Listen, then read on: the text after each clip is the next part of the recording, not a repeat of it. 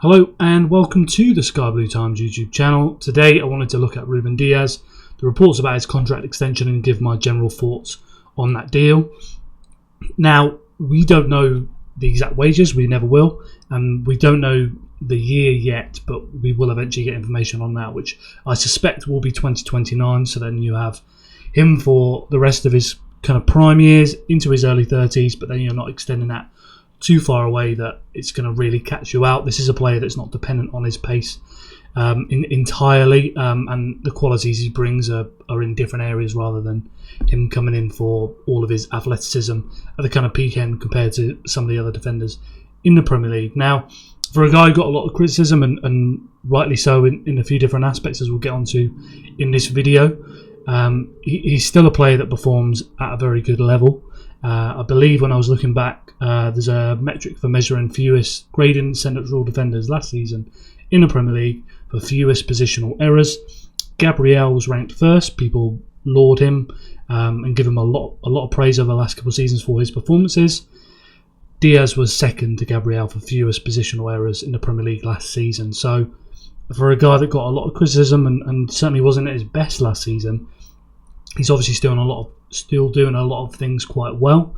And the way that season was kind of seen with his performances, I think people have wrongly kind of spread those performances into seasons further back, when I thought he was pretty good in the 23-24 season. I think he had his off moments, his games where he wasn't at his very best, but then again, he is in a central defender partnership with Manuel Akanji, which won't be the very best combination to cover for his weaknesses in that season. So yeah, I think they kind of extend that a bit too far. And then Dias also led all central defenders last season in the Premier League for high-speed runs and high-speed running distance. So as you can see in those two different metrics there, one with the kind of physical data, one with the positional errors. For a guy who's not had his best season last season, there's still obviously some outstanding stats that I pulled there from the Premier League last season. With Ruben Dias, not somebody you would be majorly concerned about going into the next few years that he's going to have this sudden drop off. As I mentioned at the start, he's not reliant on that pace. And then within that, we've got so many young central defenders that they picked up, with Vitor Hayes, Kusanov that's already here and expected to stay this season, Jumabar. You've got other players like Simpson Pussy and Elaine that are meant to be going out on loan, whether it be Watford and Celtic between the two of them. You've got other players like Braithwaite and Mufuni and Headley and plenty of other defenders coming through the academy, as well as young ones that they picked up. So City are in a very good spot with the kind of talent that they picked up and that is coming through. And when you're looking at the defenders that will be moving on, the central defenders that will be moving on, it's not going to be Ruben Dias top of that list. You want to have his future sorted and out the way heading into next season. You don't want that to run down to him being on 1 year left on his deal. It's a situation you want to avoid. And the players that are going to be coming towards the end of their City career and leaving on frees, like John Stones next season, Bernardo Silva. And then when we look at the defenders, you think Manuel Akanji, Nathan Ake, depending on how their performances go over the next season, they're the candidates you're looking to move on next summer, should you want to be making room for some of the other young central defenders. You want to keep Ruben Dias, his qualities as a leader to organise the back line, the leadership qualities that he does have, and somebody that's either going to be a captain or is either second or third for the rest of his career at City. These kind of intangibles are very, very valuable, especially when you're talking about the young central defenders we've got coming through, to have him as that role model, that example off the pitch and how you train and your mentality. It's very valuable for the team to keep, especially when Josko Vardio is moving into playing as that left centre back and building a partnership with him. So you have that kind of senior side that works very well with Vardio. And when you're looking at all your other defenders, as I mentioned, Stones you think is going to be move on by next summer. You're going to lose a lot of leadership and seniority in him. And then you're looking at the likes of Akanji and Nathan Ake is not necessarily on the same level as Ruben Dias when it comes to being a leader and the qualities that he does bring.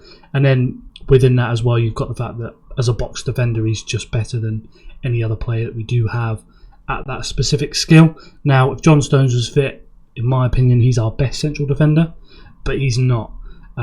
So then that leaves you between the two of Dias and Vardio as our very best. with Nathan Ake, you're kind of looking at his fitness going forward, but Diaz along with Vardio is going to be your kind of stable centre-back partnership for at least the next couple of years as we wait to see how the likes of Kusanov and Vito Hayes move their way into the team, and the other defenders, as I mentioned, Kanji, Stones, etc., start to move out.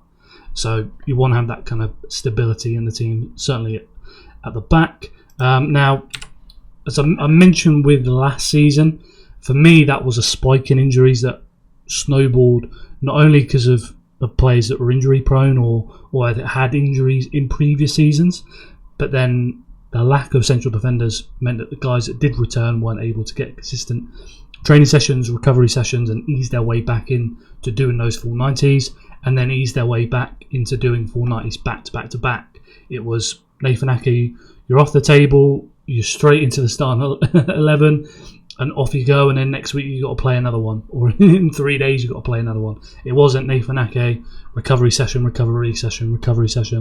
Now you're into the training sessions. Now you're going to do a full 90 minutes. Then you're going to take a rest. You're going to recover. You're going to do the training session. Then you're going to do another 90 minutes. Wasn't any of that. It was Nathan, you're back into the 90 minutes straight after that. So that caused a lot of problems across the whole group of central defenders. Because of the way those injuries kind of snowballed between all of them, and even within Stones and Ake, you look at these last 4 seasons I've got up here on this graphic. That was an outlier that season, even in John Stones' case, especially with Ruben Diaz, which is the player we're looking to judge this contract extension on. So I don't think you're going to be looking at that and be overly concerned that moving forward he's going to have a continuous repeat of that, unless you're only taking that 1 year as a sample size, which they won't be doing and wouldn't be an accurate representation of his fitness.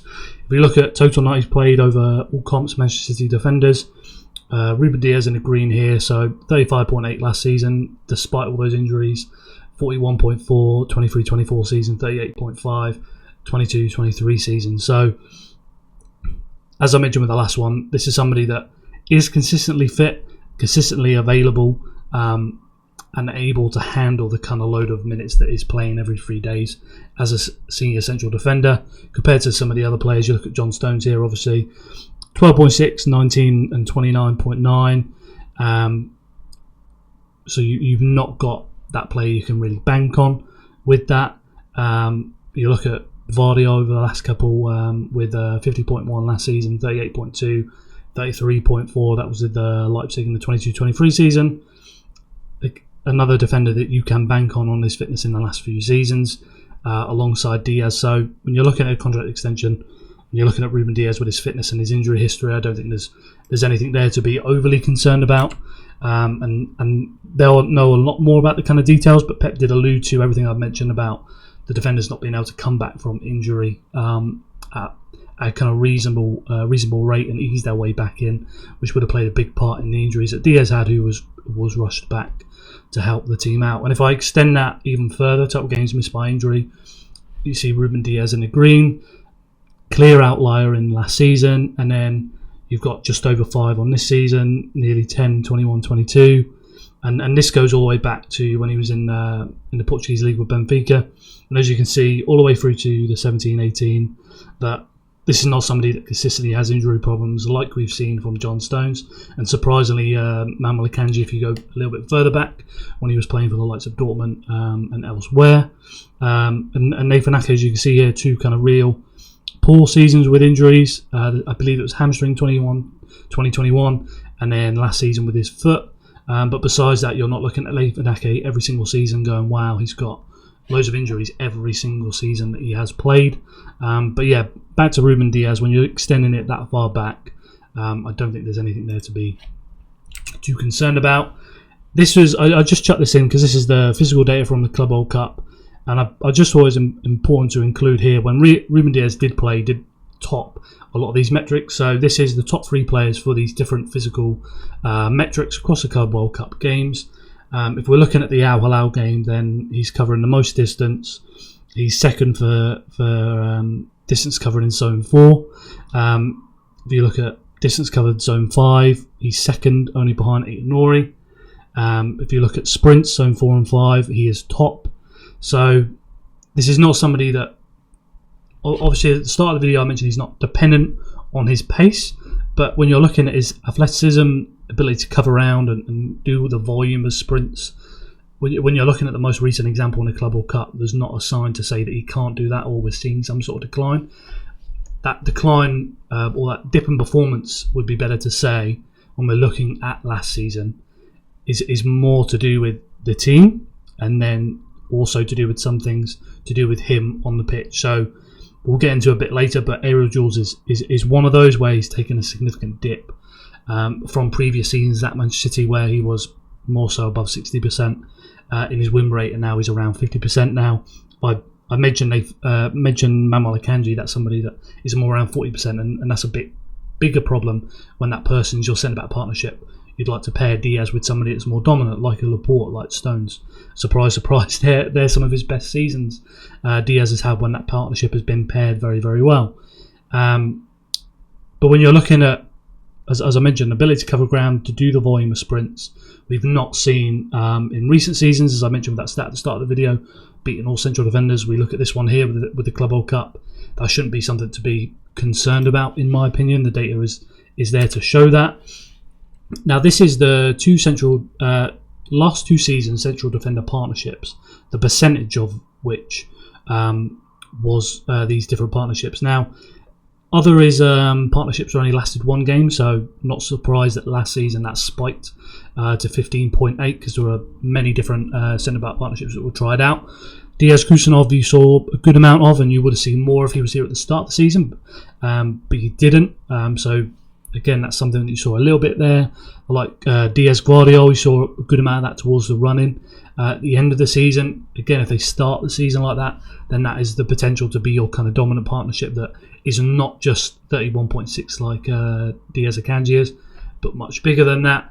And even if we're looking at the season prior, you still had Ruben Diaz Akanji or Ruben Diaz Nathan Ake. So you still had a consistency there of Ruben Diaz being available, whereas with last season it was just chopped and changed all the time. As I mentioned with Akanji, not somebody that was particularly dominant in the air next to Diaz, who had dropped off from seasons prior. You had not that kind of consistent run in the team. So when it was Diaz and Guardiola, it was just those guys were running game after game after game. I think they made between 10 and 12 starts in the last portion of the game, just back-to-back games playing as a central defender, a centre-back partnership. But then earlier in the season, as you may see the numbers of Diaz Akanji or Akanji Ake or Akanji Stones, but when you're looking at the first kind of half of the season, it was just constantly chopping and changing between the two. So you don't even get that run of like 3-4 games where these guys start together. You don't get where you look over a bigger portion of the season that you can still see a majority of this centre-back partnership. It was just this game is this game it's this partnership. Now that guy's injured, so now it's something different, and just one after the other. There wasn't a choice to rotate them and kind of arrange it properly. It was just what are the central defenders can we get on the pitch? That's going to be the partnership. There wasn't a choice. There wasn't consistency to it. So that will play a big part in Diaz improving next season, in my opinion. Having that Diaz Guardiola partnership to be a much more solid one. So last season, Diaz Akanji, you see here, 12 games they started together in the Premier League. That was the most used partnership. Diaz Akanji and Diaz Ake over in the 23-24 season. 11 starts in the Premier League. Those were the 2 top partnerships there. But then if we go back to the 21-22 season, Diaz Laporte, 22 Premier League starts. That was the leading partnership in that season. And then 2021, Stones Diaz, 19. So that's a significant amount ahead of what we've seen from the last couple seasons. And when you've got somebody like Josko Vardiol moving in to be that left centre-back now, that does have the proven track record of his fitness level, then I expect to see that kind of numbers for a centre-back partnership next season between the two of those players. And that will go a long way to helping him improve when we get to next season in particular. Now, we just move over to this one I mentioned earlier about Aerial Duels. This is from 22-23 season to the 24-25 season. And as you can see here, Ruben Diaz in the treble season, up on this dot here, moves down to the 23-24, and then he's even further down when it gets to the 24-25 season. So you see that decline across the years. compared to Rodri, that you can see here as a midfielder, outstanding amount of duels won and the win percentage. Jumabal, when he was been out on loan last season, very dominant in the air. It's one of the reasons why City bought him. Vitor Reis, when he was at Palmeiras, 2024 season in Brazil, very good in the air. Kusanov as well, very good in the air when he was at Lens last season for the first half. And then when you're looking further down, you've got your kind of high win rates of John Stones, 22-23, 23-24, not in the team, dealing with his injuries, particularly the last couple of seasons. Nathan Ake, typo there, but one is the treble season, which should be this one up here. Then this one will be the 23-24 season. Somebody that is very good in the air, but then the last couple of seasons, then the 23-24 season, picking up more minutes playing as a left back. But then when you're talking about last season in particular, somebody that is good in the air would be good to put next to Ruben Diaz, but because of his injuries, that's just not possible. And when Nathan Ake was fit, it was at the same time that Diaz was injured. So he didn't have that good partnership there. Manuel Akanji is around with these dots down here. He's somebody that is hovering around that kind of 40% mark when it comes to aerial duels win percentage, and doesn't win a lot of those duels. So when you're pairing Diaz, who's declined and deserves criticism, and you'd expect him to improve on that front when it comes to winning aerial duels, you're then pairing him with somebody that's just not as dominant in the air as even he is, which only compounds the problem when you're trying to win these long balls across last season. So yeah, just thought I'd mention that. Now, that Diaz-Josko partnership, when I was looking at it, so if I was comparing the Diaz-Guardiola partnership and the team average from last season for Manchester City, so Manchester City last season averaged in the Premier League 1.16 goals against per 90. Under the Diaz-Guardiola partnership, that's 0.44. Clean sheets, 0.34 for the team, 0.67 for the Diaz-Guardiola partnership. I believe it was 6 in 10 games they had. Or might be a little bit more, 6 in 9. Shots on target conceded for the team across that season, 3.37. Diaz-Guardiola partnership, 1.67. Shows you the way they shut down opposition during that kind of run-in at the end of the season as they pushed for the Champions League. Did see that improvement defensively, and that partnership was a big part of making that happen. Expected goals against, 1.26 for the team per 90. And then the Diaz-Guardiola partnership, 0.93. So you see that drop in terms of the quality of the chances the opposition are getting. Win percentage, 55.3 for the team across the season, 77.8 for when Diaz and Guardiola was starting as a centre-back partnership. So that gives you a very good idea of how good that partnership can be. It was an important part of that team having good performance towards the end of the season. And we only got a brief look at it, but we still got, I believe it was 9 games in the Premier League, 11 across all comps. So you've still got a decent sample size there to show you where they were playing week in, week out together, still quite early on. Vardy playing a lot of minutes at left back and then having to move into play as a centre back. So you still have that kind of adjustment period. So when you're looking at next season and you can get that partnership and establish that consistently across the season, more towards your 20 to 25 starts, and then feed in the rotation of the likes of John Stones and Nathan Ake into that group, Kusanov as well, then I think that puts City in a very good position. And you're still pairing him in next to Guardiola with somebody that is better in the air than Ruben Diaz as well. And then obviously you've got the likes of, as I mentioned, Kusanov, Stones, Ake, if they're options to rotate, that are also very good players in the air that would work out well with Diaz. But given their kind of stage of their career, whether it's Kusanov working his way into the team or it's Ake and Stones with their fitness, they're going to play less minutes as it looks as we go into the next season. This is just a different one just to show you the track from Diaz. So this is 2020 to 2025. You can see here the first 3 seasons at Manchester City, he's hovering around here near enough to aerial duels 1 per 90, and then ball recoveries just over between 4 and 5 ball recoveries per 90. And then the last 2 seasons he's dropped in the amount of ball recoveries, winning that ball high up the pitch cleanly, and then also with his aerial duels dropping as well. And I don't really think it's a surprise that his ball recoveries drops as his aerial duels do, because they're occasions that he would be able to recover the ball when opposition are playing long. City have pressed them, forced them into those kind of long ball situations. And then when Diaz is nice and tight to the striker, he started off very effective at managing those situations and recovering the ball. And then, as we've seen over the last couple of seasons, he's more so putting the strikers off, not the very best at getting his foot round and winning the ball in those situations. So it's no surprise to see his aerial duel win rate drop, and the amount of aerial duels he's won dropped, because those kind of situations he's just become less and less effective at. And that's the thing going into next season. He must improve.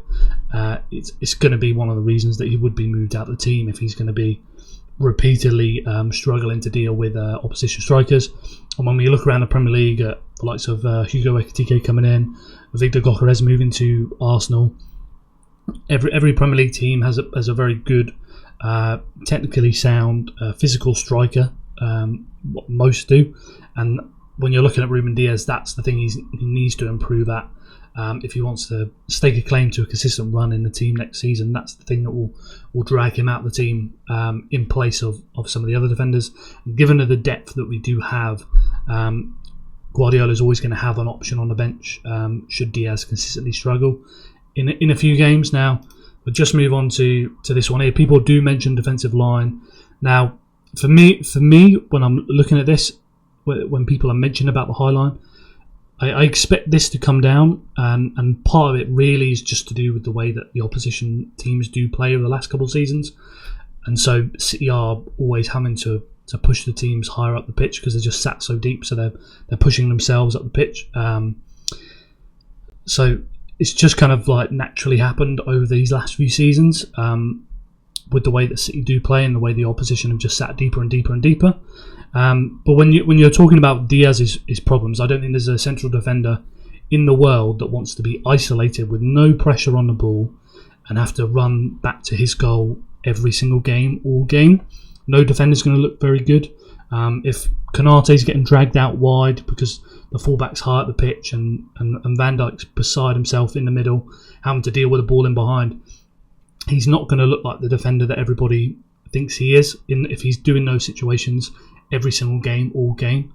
So for me, the biggest problem, and this is really quite obvious, and you can see the way the team's starting to deal with that in the Club World Cup and with some of the signings, is all about the pressure on the ball higher at the pitch. You saw the impact of Omar Mamouche when he came in and how that impacted the team throughout the back end of the season, and we got better and better at dealing with those situations, in part because you're just removing those situations from the defenders in the back line having to deal with.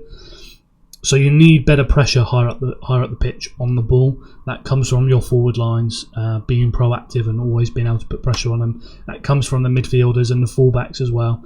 And in all of those areas last season, there were problems. There weren't players that were best suited to playing in those roles.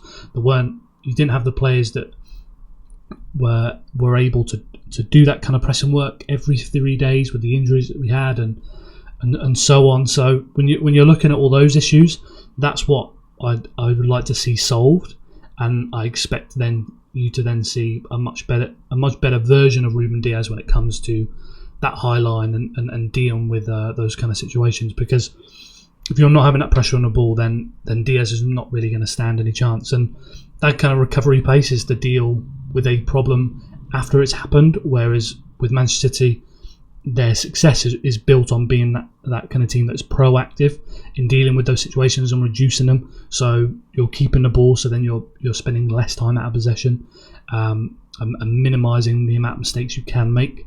So when you're bringing in players like Tijani Reinders that can keep possession a lot better than the other midfielders did for Manchester City last season, then you're going to see a team that is in its shape more consistently because it's just always going to have the time on the ball to be able to make sure all the players are moving into the right position and keep that structure. If you're always going to have pressure on the ball, then you're going to give your backline a better opportunity of dealing with those ball ins behind if they do come. And then obviously reducing the volume of them is just going to not put him in those situations week in, week out.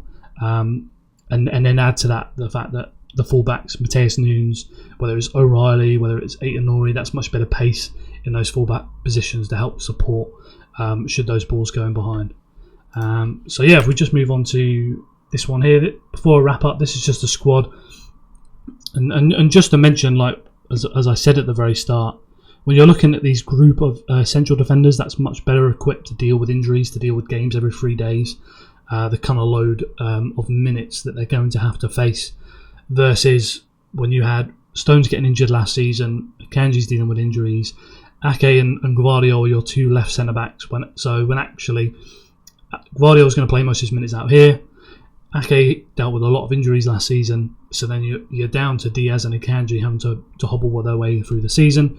You've got a Kyle Walker that really didn't look switched on for near enough every game. Certainly has dropped off with his athleticism as well, so you don't have that kind of recovery pace that can bail you out with a few situations, but also somebody that's able to be quick to shut down crosses and be tight to the dribblers that are attacking the space out wide. Like, you just don't have that.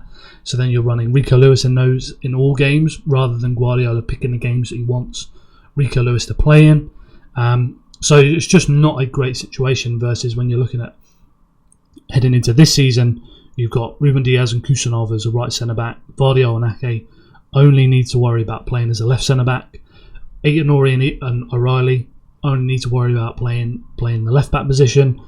And then you're probably going to have a Rico Lewis or an Akanji as a backup to Mateus Nunes at right back. All those players only really need to worry about playing at right back, given you have Diaz and Kusanov as right centre back. Stones is expected to stay, so that's another right centre back as well. So really, you're in a position where you've just got so much more depth across all of these areas of the back line that you should be better able to deal with all these injuries as and when they come up. And these players can just focus on their positions. Vardiol's not having to worry about playing left back one game and then playing left centre back the next game, and Rico Lewis isn't having to worry about playing right back then left back then playing in midfield. Mateus Nunes moved all the way across the team, whereas you head into next season, Aitonori knows he's a left back, Nunes knows he's a right back, Vardiol knows he's the left centre back. You know, it's much more consistent and clear across the team. So when you're looking to that next season, I think they're in a great position. And as I mentioned at the start of the video, when you're looking at the players to move on, Ruben Diaz isn't that guy. He's the one in his prime years that brings a lot of qualities as a leader with his box defending, compared to the other defenders that we need to move on first, with the likes of John Stones and Akanji and eventually Nathan Ake. Those are the guys you're looking to replace, to then bring in the likes of Zuma Bar, Kusanov to play more minutes, Vitor Hayes, who's gone out on loan but will be back the following season, the young central defenders in the academy. Those are the players you're looking to bring in for the likes of Akanji, Ake and Stones. And then further down the line, when Diaz gets towards the end of that contract, is when you'd be looking to recycle him. And by that point, you'd expect Gvardiol to be your proper senior central defender. You'd expect Kusanov to have grown into a player that's capable of playing 3,000 plus minutes across a season. You'd expect that somebody like Vitor Hayes is more than capable of playing 2,000 minutes as a central defender now in the Premier League. And then you're in that position where you can start to move Diaz slowly out the team. So yeah, that's pretty much everything. That's just my kind of general thoughts on the Diaz situation with his contract extension that is expected to be confirmed shortly. Agreed in principle, impact on the team, short term, long term, defenders we expect to move on, his kind of level with injuries as I mentioned throughout the video. But yeah, that's all my thoughts. Make sure you like the video to help support the channel. Make sure you subscribe so you don't miss out on the next video. And if there's any questions you want answered on Ruben Diaz, then let me know down below and I'll get in there and reply to you as soon as I can. Otherwise, we'll be back with plenty more content this week.